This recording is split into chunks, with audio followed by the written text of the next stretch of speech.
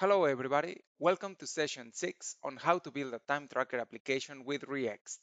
I am Andres Villalba, I am a sales engineer at Sencha, and today I will be your guide.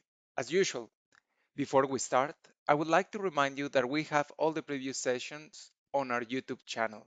Please visit it to learn more about Sencha, ReExt, and XJS. So far, we have had 5 sessions. On the first one, we learned how to download and install ReExt.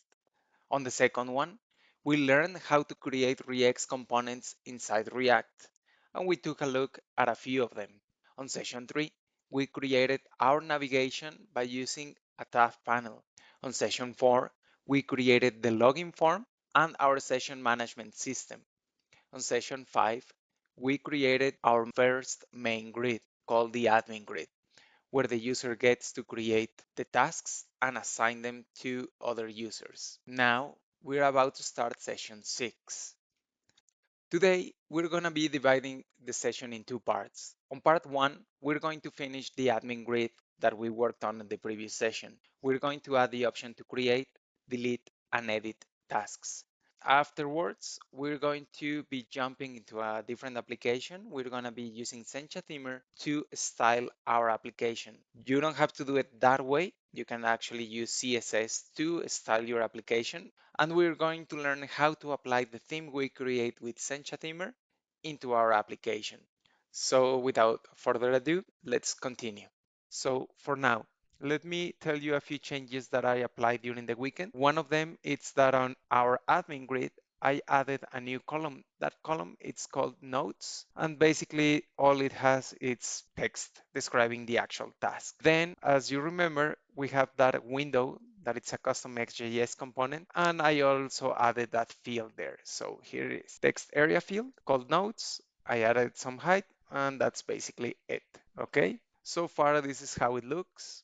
We have our basic grid. It has the notes column, the extra notes panel, and we have everything formatted so far. So if I click on edit, this is what we had: created by, assigned to, activity, estimated time, deadline date, and notes. So we're gonna perform some changes there, something basic. First, we're going to not allow the user to change the created by option. Why? Because this is supposed to be created by me or by the user that has just logged in. So we're going to show that name, but we're not going to allow the user to change it. Then we're also going to change a few more things. For example, the deadline date, whenever this is a new window, a new task window, we're not going to allow to select any date previous from today. On edit, it's going to be a little bit different because maybe we made a mistake and we actually want to select a different date. And while estimated time, we could change that to a time field. I'm just gonna leave it as a number because it makes a little bit more sense. So let's go in and change those things first, okay? Okay, like I said, first, let's lock that combo box. And also, let's make sure that the user selected, it's always me for a new panel, or it's always the correct user if it has previously been selected. Okay, to do that, what I'm gonna be doing is sending the user data to this panel. So if you remember, we have a method called getLoginData, which basically loads the data from the session variable and brings it to our project. And I already had that inside the render view. So what I'm gonna be doing is that I'm gonna be sending that data to our navigation panel. So I'm gonna say user data, and I'm just gonna send the data. Okay, so the navigation panel is going to receive that. So I'm gonna add one more method called getUserData, and here I'm just gonna return that information. So props.userData, okay? And then I'm gonna use this method to send the data to all my different panels. So let's say getUserData equals, I'm gonna send that method. That way I can pass that parameter around. Of course, I can have a global parameter or a context, but for now I'm just doing it this way. I went this simple route, it's not the best one, okay? And now inside of my admin grid, I should have that data. Of course, I still need it here, so const get user data, and over here, basically, I'm just gonna return that same thing. So props get user data. Okay, and that's basically it. That's what I have and that's what I need. Okay, so now we need to send this user data to the edit window. So I'm gonna be sending this as user data, and all I'm going to do is send that method. Okay, in theory, I only need this inside my edit window when it's a new task. Why? Because I want that user to be selected by default, but I'm also going to do it inside my edit panel. Because if you remember, I also need to send the credentials to the backend to validate that this is a real session. So I need to send always the user ID and the token whenever I'm gonna save any changes. So I'm just gonna send them both there. And now I'm gonna go into the edit window, and now here, let's get that data. So I'm just gonna say that the user data by default is null, okay? And if I need it, I will check it out down here. Last time what we did is if we have the raw data, it's going to be an edit panel. If we don't have it, it's gonna be a new panel. We can assume that, but the best thing to do is to actually tell the window that's the case. So I'm just gonna say panel type. This variable could be whatever you want it to be. Here I'm just gonna say new. And for the other action down at the bottom, I'm just gonna say edit. Okay, I can add here that by default the panel type is new. Okay, that will help us out when we save the data, when we click on save and close. But anyways, for now, what we were doing is if we have the raw data, we load that data and put it on screen. Now, if we do not have it, we're gonna check if we have our user data defined. Okay, it should be defined. Otherwise, I should close the window, but I'm not gonna do it right now just because I don't have the time, but I should. And now I'm gonna change the created by option there. And instead of loading raw data, I'm gonna load user data ID user. And if we test this out, we will get to see that if I open any edit window, I will get the user that corresponds to that row. And if I click on add new, that's going to be me because I am the user that has logged in. Okay. Also, right now I'm allowing the user to change the created by option. I don't want that. So let's go into our first combo box and make sure that it's only for reading. So read only equals true. I could also add disabled and different options like those. I could add my own CLS, something that we will learn with a button later on, to make it look a little bit different and see how this looks. So even if it's there, it's not allowing me to select or change anything there, okay? Now we want to send this to the backend when we hit save and close. However, we need to validate the fields. As you can see, I'm not validating anything here. So let's do that. So remember, there are a few things that are there for us. So I'm just gonna say that it's not allowed to leave this field blank. And I'm going to do the same for the other ones. So activity needs a value.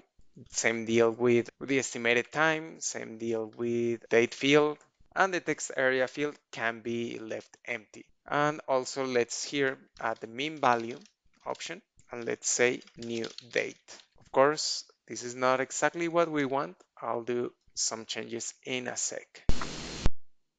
So once again, if I go to new, you can see that those two values are required. Same deal with estimated time and the deadline date. And now I cannot select anything before today's date, okay? But that happens also when I select edit task, and that's why it looks red there.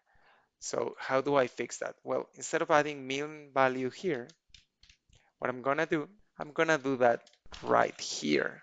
So only when the panel it's a new panel, I'm not gonna allow you to select any date before today. So here I can also say if this dot panel type equals new, then I'm just gonna say that the deadline date set mean value would be today.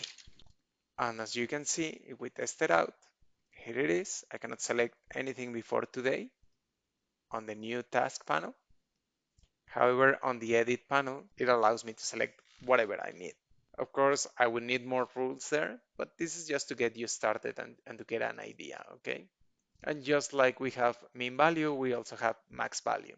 And we can do it here as you have seen, or we can do it directly on the configuration of the field. Okay, so next we have to save. We haven't done so. We have the buttons. We are not doing anything there. Before we actually send the data to the backend, there are a few things to take in mind. Right now, I do not have a form. I have a window. I can work with that, but if I do it that way, I would have to actually first validate each field myself, meaning I would have to get the first field and check if it's valid, the second field and check if it's valid, and so on. And then instead of actually using the form submit option, I would have to use the Ajax method that it's part of XJS to do a request. And I would have to prepare the parameters and send them, which is fine, but that's a lot of work. It'll be easier to just move everything inside a form. If you remember, in the login panel, that's what we have. We have a panel, and inside of the panel, we have a form. So I'm gonna be doing just that. So instead of that items array, I'm gonna have a new one. That items array, it's going to have the actual form. So here I'm just gonna say X type form, okay? Nothing else required there. Actually, let's just put it there. And then I'm gonna take every single item that I have here and I'm gonna put them inside the form. Sounds easy? So far it is, but there's one more thing that I have to change. Down here, I have the init component method. So I'm just gonna add a new option that I'm gonna call form. From this one, I'm gonna get the actual form. This refers to the whole thing, to the whole window. Down form, what it will do is look for a form inside of it. And now all those get components will actually be part of the form. Okay? There are a few other ways to get the components, but for now, I'm using that one. And before moving on, actually, let's change that layout to fit. This is the layout of the window so that the form occupies the whole window. And then the form will have a layout of VBox to locate every single object inside of it. Okay, let's test that out. So now we'll click on it. It still looks similar, although it added a border around the form. I'm just gonna take that out by adding a body style, and inside of it all I will say is border none. That will get rid of that border. You can see it's there and it's still working the same. Okay, now we have it done correctly up to this point. Now let's actually get the form, validate it, and send it to the backend. So over here, I'm going to be first validating the data. So let's get the form. I'm just gonna say let form equals this up, and I'm gonna get the whole window because if you remember, that window contains the form. So basically, I'm just going up to the window and then down to the form. Once again, if I wanted to, I could use an ID and just get it directly. For now, I'm just doing it this way. Let's get the data. So I need to get the actual form object. So I'm just gonna say form get form. Remember that I can do everything in one step, but I would like to do it this way when I'm explaining how to do it. If I want to get the data, it should be something like form object dot get values. I don't need them, but for now I'm just gonna do it that way. And then let's validate. So that's on the form object. I'm just gonna say is valid. If it's valid, I am going to save and close. So what I had here, I'm just gonna put it in there. Otherwise, I'm just gonna show a window that says that the data is incorrect. Okay, so let's check that out. If everything is fine, it should show me that window when I click on save and close. But if I have real data, it should close it. Okay, now what else do we want to do? Okay, here we're gonna perform that save. So I would say form object dot submit, and if you remember, everything that has to do with the submit will go in there. I would have a URL, I will have a success callback method, I will have a failure method, okay? And if I had more parameters, I would actually enter them. And so I will put the method here. So far, this is how it works. And of course, I'm just going to be calling that same backend that I was calling before. But instead of being get users, it would be create task or edit task or whatever we need it to be. And of course, let's not forget that the window should only close after the task has been saved, so no longer there. If I'm going to be saving these options, I need to first get the task ID. If I'm creating a new task, I don't need a task ID, but if I am editing an existing task, I need to send it. So here on the add new option on my grid, I'm just gonna say task ID 0. Of course, it could have been null, but I'm just gonna leave it as 0. And then right at the bottom where I have my edit button here, I'm also going to send that task ID. I'm already sending it. It's inside row data.data, but I just want to make sure that it's actually there. So I'm just gonna send it like this. If everything is fine, then I will be getting the task ID over here. And there are also a few things that I want to do. Well, first, I'm also going to say that the task ID by default is 0. And then over here where I do the submit, I'm going to check if the panel type is new or it's edit. So if it is new, it means that I'm creating a new record, meaning I'm going to do a post method. Otherwise, it's going to be put, and that's going to be sent to the same file because I have it like that on the backend. Of course, I could have edit task or a new task and just have both as post. Depends on how you want to work with it. Apart from that, we also talked about sending that task ID. So for that, let me just put here something simple. Let me equals this. This is getting this object here, meaning the button, but I want to get the actual window that has the task ID. So let me just say win as in window, this up window. Actually, I have it here. Let's do exactly that. And I'm just gonna put that there. It'll make more sense. Over here, I'm gonna be checking the Win panel type, and also under params, I'm going to be adding the task ID. And what exactly am I going to be sending? Well, Win.task ID. Okay, so this is how it works for me. Could be different for you. So let's try it out and see if this is working. Now we can both create and update.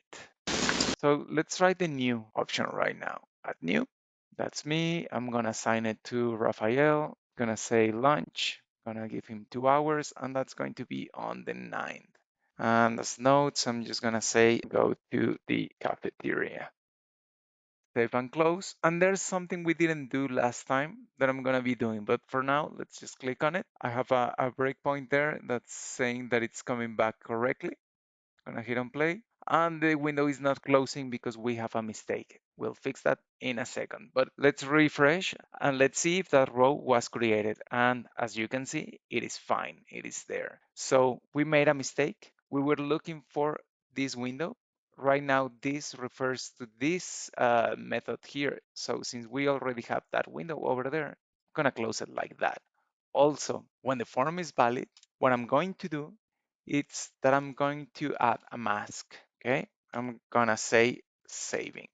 And when either the method returns either in a success or failure event, I'm going to remove that mask.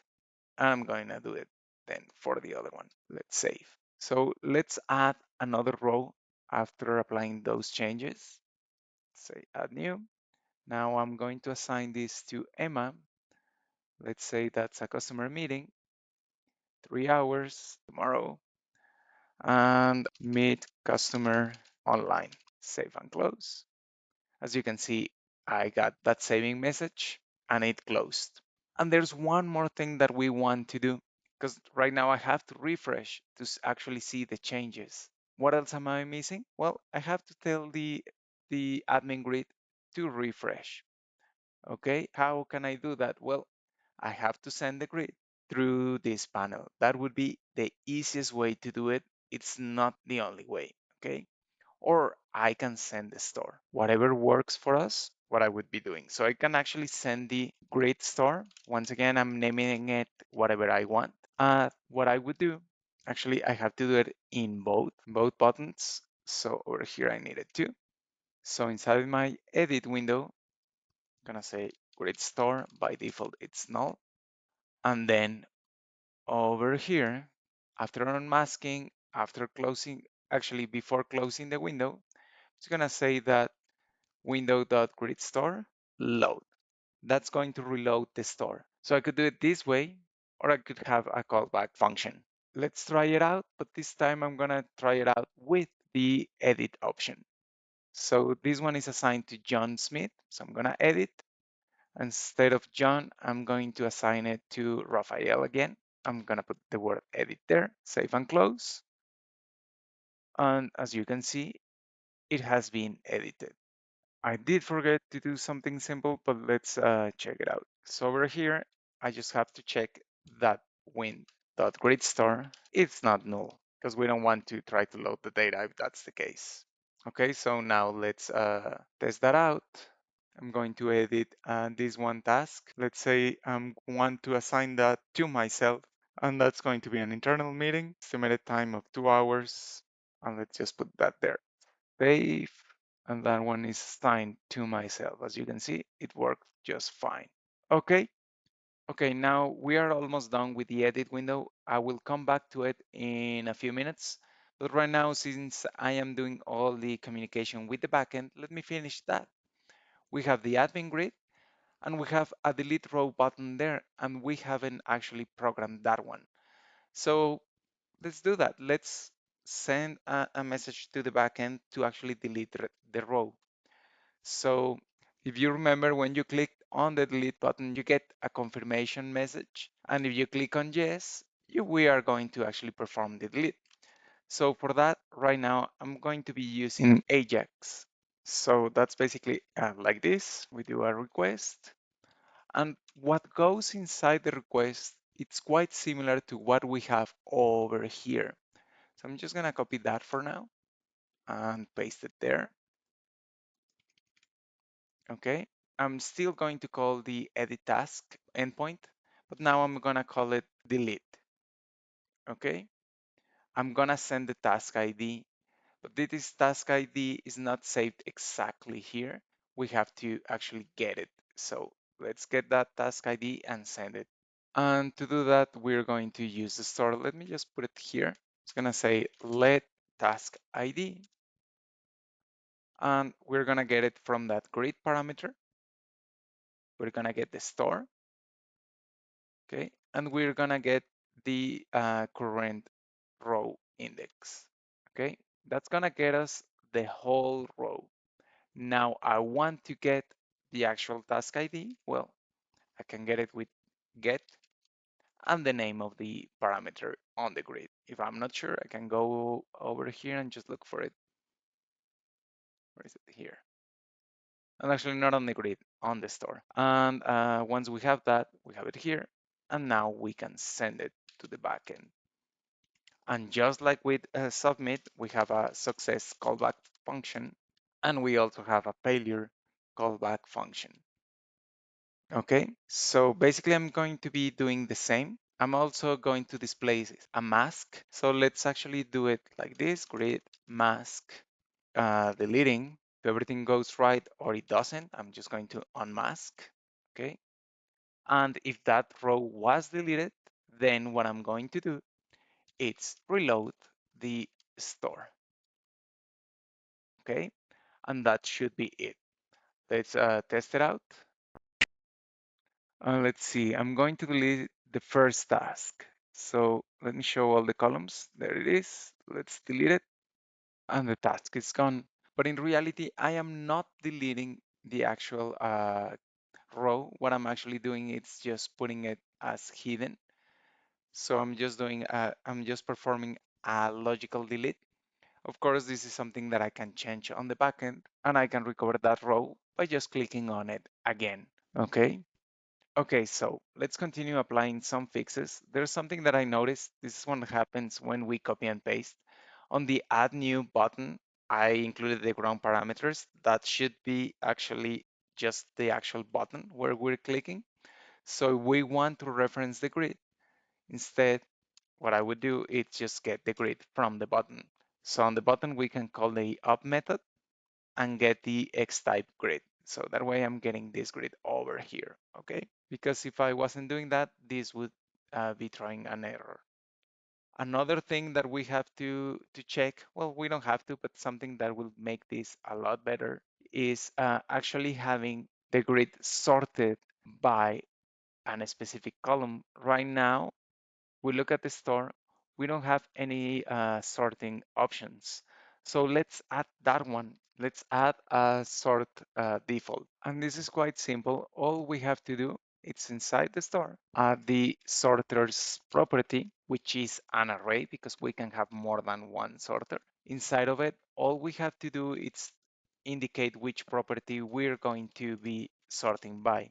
So let's say that I want to sort by task ID, and I also want to have the direction as descendant.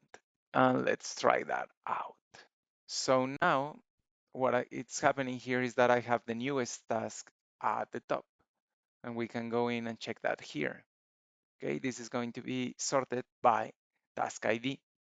But that's not actually what I want. I want to have everything sorted by deadline. I want the closest date to be there. So instead of task ID, I'm going to have deadline there. And I want the closest to today to be shown at the beginning. So let's just finish that and go and test that. So now I'm looking at all the tasks and which ones are about to expire. And as you can see, this is something that we can also mark because right now I have all those tasks that have expired and I'm still showing them. So let's go in and mark those. So I'm gonna add a new style, which I'm just gonna call expired. I'm gonna put that as a really light red color, okay? So also what I'm going to do on the admin grid, if you remember, we have the view config and get row class. So over here, I'm going to do this a little bit different. So let's say if the deadline has been met, then it's going to be colored red. Otherwise, if it's active, then we're going to return just the basic class. And if it's inactive, we're going to return the inactive CSS class, okay? So let's move that around and fix this, okay? So here we're going to be returning the other class, which was inactive, no, sorry, expired class, okay? And here we got to compare to the actual date, to today's date. Okay, so let's just finish this. It's deadline date, and we got to compare it to today. However, this is a string, so we got to create that date as an actual date object. So that's converting it. Let's refresh and see exactly what's going on. And as you can see, everything that has expired, it's just like that. Okay. And we could do a lot more. We could also add a filter that doesn't show anything expired and things like that. But for now, I'm just gonna leave it this way. Of course, it doesn't make sense because I'm looking at tasks that are no longer valid. Okay, then let's go back to the edit window. And over here, we're gonna add a few more fields. If you remember, we have the combo box for the created by, assigned to, options, also for activity, but we don't have one for status. And we didn't put that one in for one specific reason. We don't want that when we create a new task. But let's say that we do want it when we are actually editing a task. Maybe there's a mistake and we want to change the status.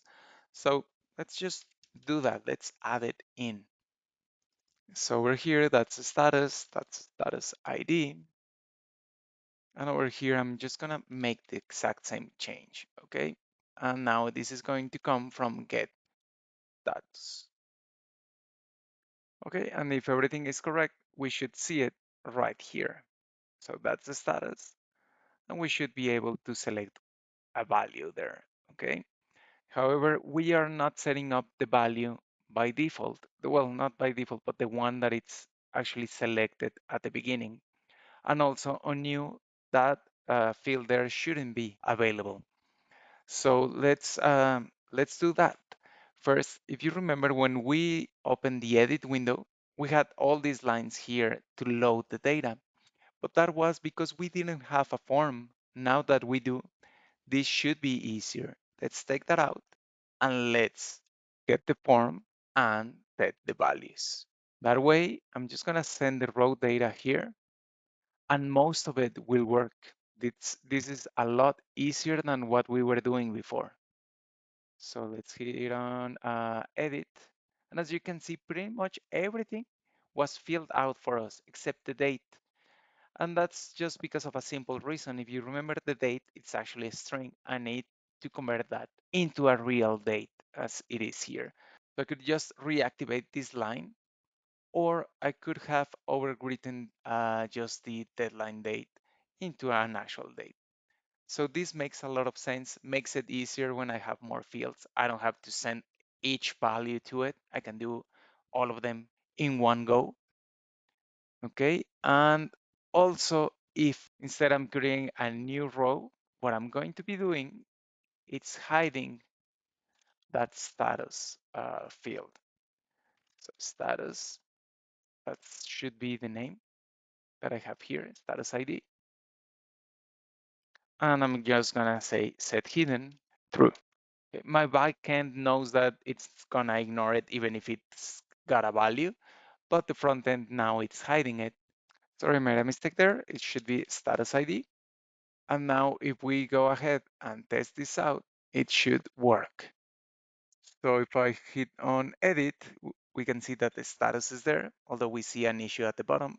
And if we click on add new, we can see that the status is not there. Okay. The issue was that on new, everything looks fine. And on edit, we are getting the text area field cut. So let's go and fix that. And instead of having some height, I'm just gonna have a min height value there. And that way, the window will adjust to whatever I have inside. So let's take a look at it. The new button is fine, just like it was. And the edit button is now becoming a little bit bigger. Okay, and right now I have the option to resize the window too. So we can actually change that. And that's just a simple config. I would only say resizable, false. We can also add resize handles and just leave it as horizontal or vertical, but right now I'm just gonna say that. Okay, now that we are up to this point, we're gonna move to Sencha Themer, and I'm gonna explain to you a few things over there.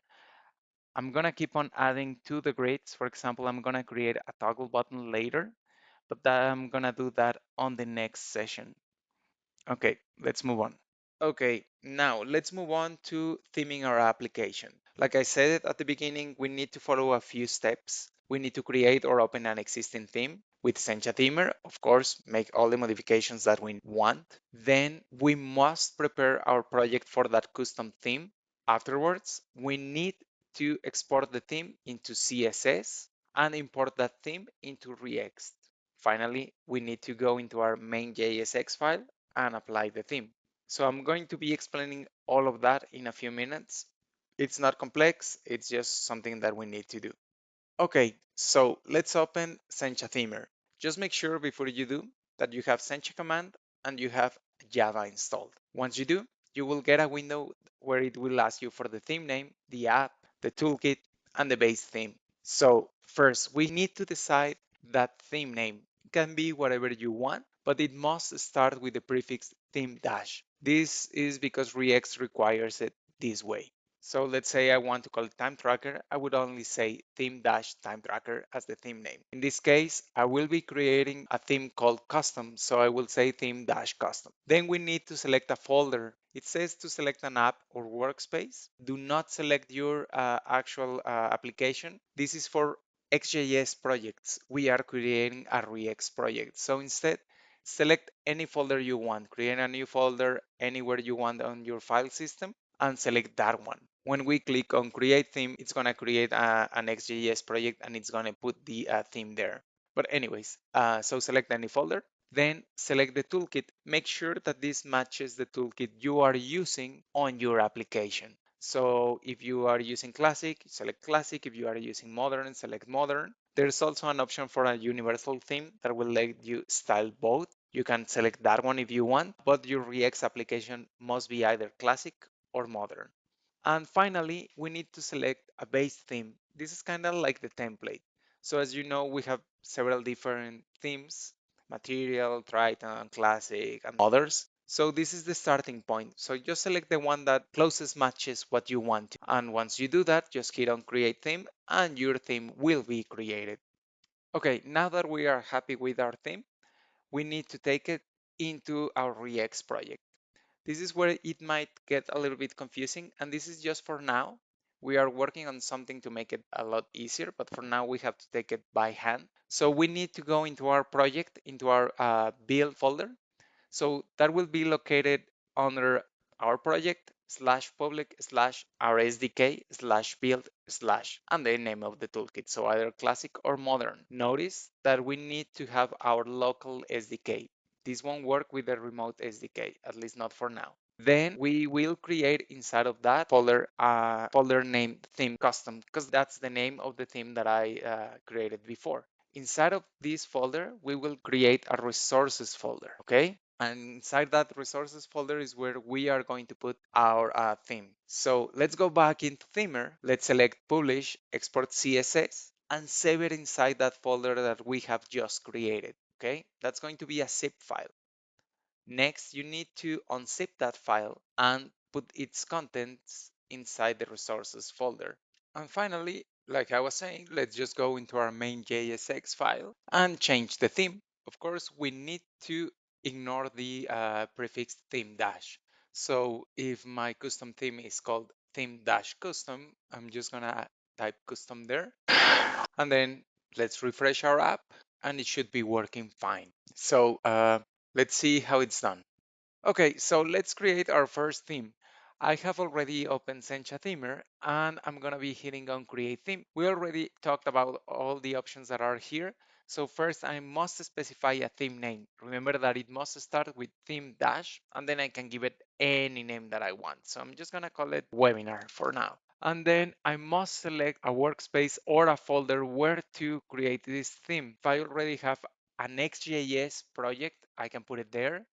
If I have a ReExt project, like I mentioned before, you should not put it there. So I'm going to use this folder that I have here, which is called themes. And I'm gonna just leave it there. Then I must specify the toolkit. Also notice that it's asking me for the Sencha SDK. It already knows where it is, but in case I have it on a different folder, I can look for it, okay? Then here's the toolkit. I'm using Classic, a base theme, like I mentioned. It's the template where it's going to start from. And then I'm gonna hit on create theme. This is gonna take a while because it's creating also the XJS project. Doesn't have to be that way. Like I mentioned, if I already have a project, I can just put the theme there and this is going to be a lot faster. Just the first time it's going to take a long time because it's grabbing the SDK and creating a new XJS project. So let's wait it out. And once it's done, we'll continue setting up our project. So as you can see, this is Sencha Themer. It's its own application. It has components on the left, it has its own work area right in the middle, and it has the properties panel on the right, which can look like this. Or if you prefer, you can actually have it look like a list of CSS variables. So going back, we want to change the application's look and feel. We can do it from anywhere we want. So we can go into theme defaults, and just change something basic. For example, let's say that my application is gonna be a shade of green. So by doing this, I'm changing every single component. Now there's not going to be anything blue, well, except for links. Pretty much everything else it's going to be just green. We can change if we wanted to the background color. It can be either selected from the list or you can type an X value. Let's say I just want it to be F8, F8, F8. You can specify the line height, you can change the font family, and you can manage web fonts if you need to. Just gonna leave it like that. I'm gonna make it a little bit bigger, let's say 16 pixels. And if you want, you can add a gradient to the titles.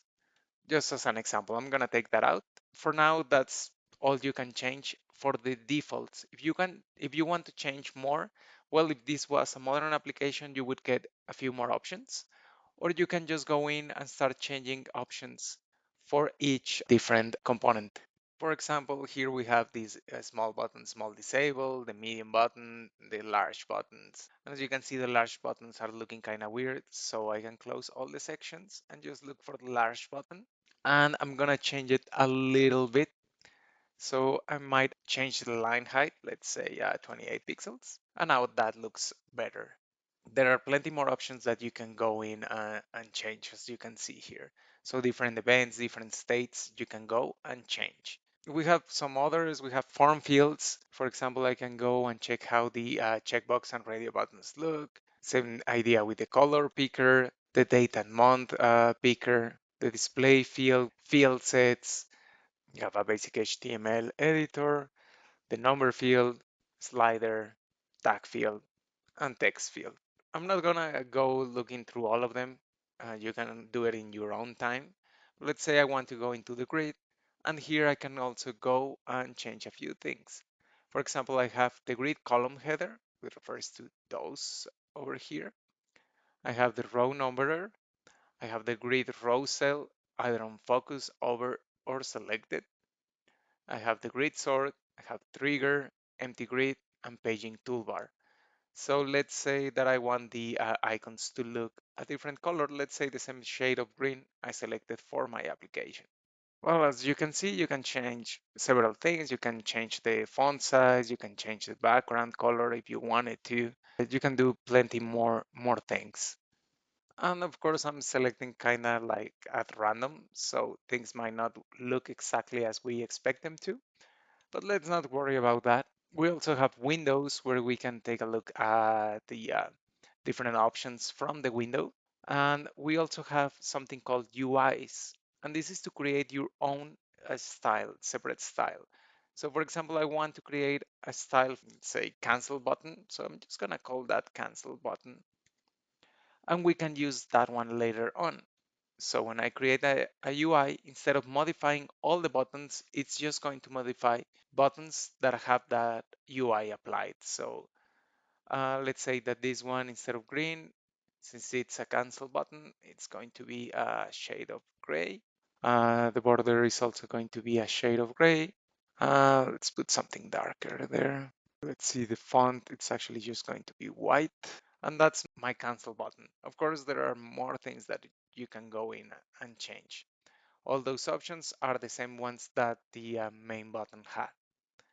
Okay, now this is going to be auto saved. So there's actually no save option over here. But if I want to take this to my project, I need to publish it.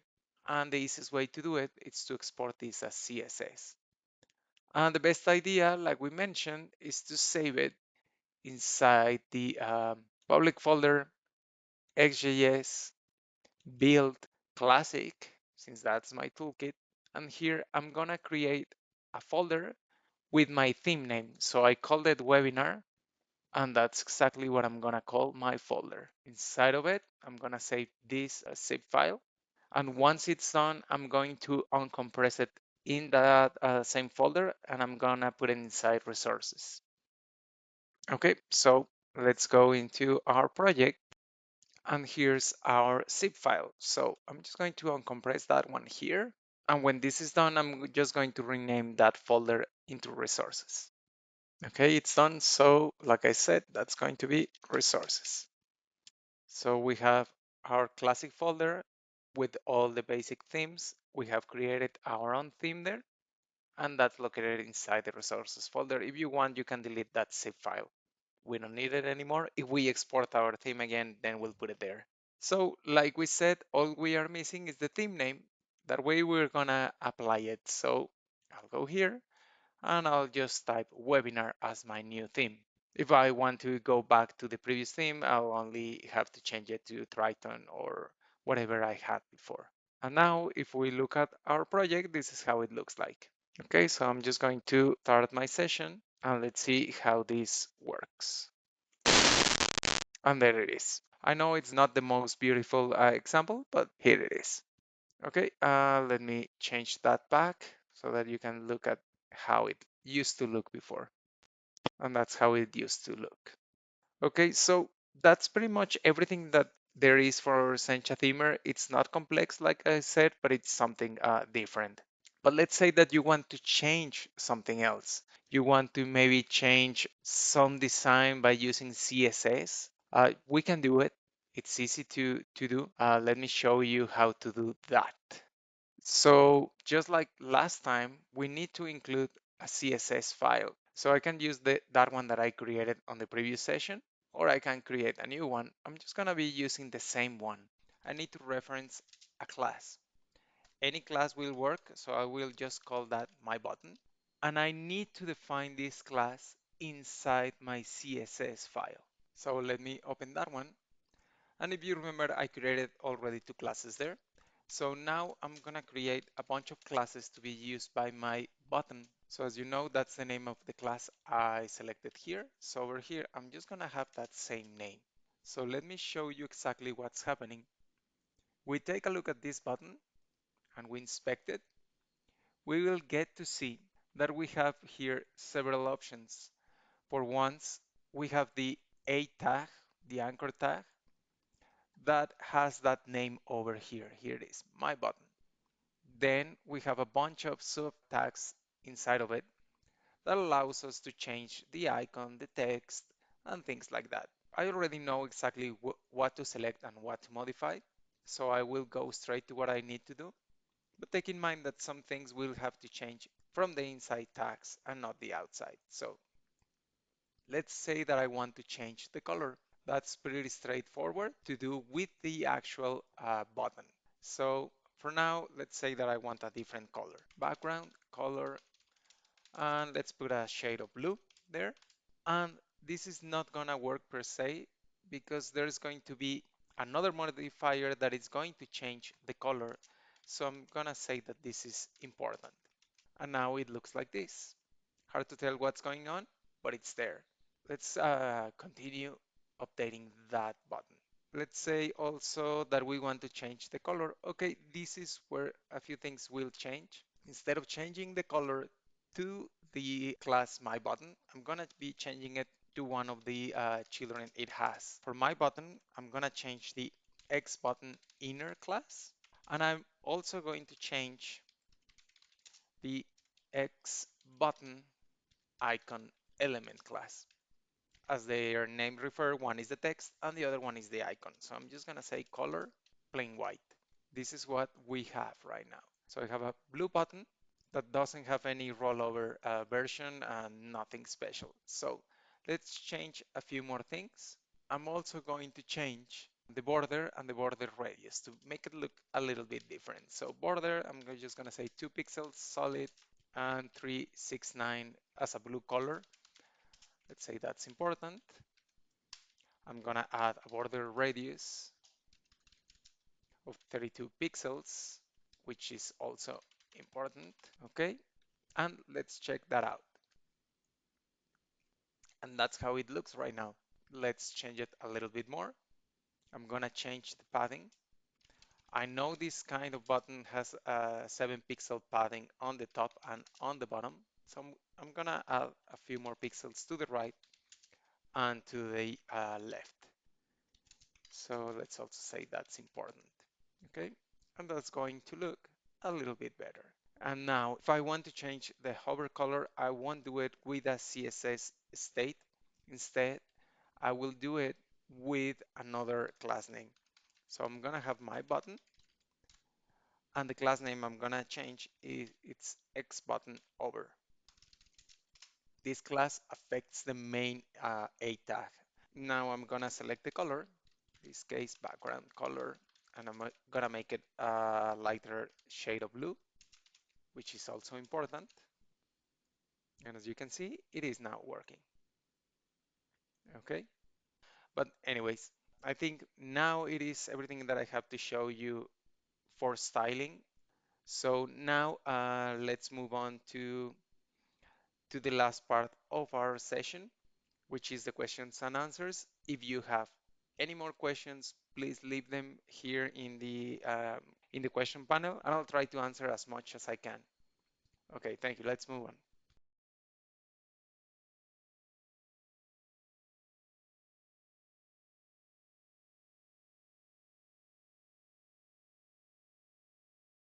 Okay, so I don't know if you have any questions. If you do, please leave them in our question panel. I do see one from Kobe. He's asking us if a grid must use a model or it's not necessary. And it doesn't have to use either a view model or a data model, but it is helpful. Right now, I'm just focusing on one way to do it, uh, but there are plenty of different ways. So I hope that answers your question, Kobe. One thing though, tomorrow we're gonna be talking about the user grid. I'm gonna be showing you still a few more things about the admin grid, something simple, and then I'm gonna move on to it. And next week we will be talking about KPI reports and also about some select topics. So please, once again, if you would like me to talk about certain specific topics on that last session, please leave them here and I'll do my best. Um, I'm also being asked if a model is like a SOT. Well, a model, we have the view model that allows you to use bindings to change the data of the grid or any other component. There's also a model that describes the data that is going to come from the backend. So that's a data model. I'll see if I can integrate both of them on the last session, but I cannot promise doing so since those two are kind of long. But if not, I'll reference some examples so that you can take a look at them. Also from Mary, I am being asked if it supports Google Maps. Yes, it does. I haven't done it with ReExt just yet. I have done so with XJS. I'll see if I can include that example on the last session. In the meantime, if you check our documentation, we have an example there. But yeah, it should support Google Maps without any issue. Okay, I want to thank everybody for joining us today. I'll see you in the next session, and thank you, everybody.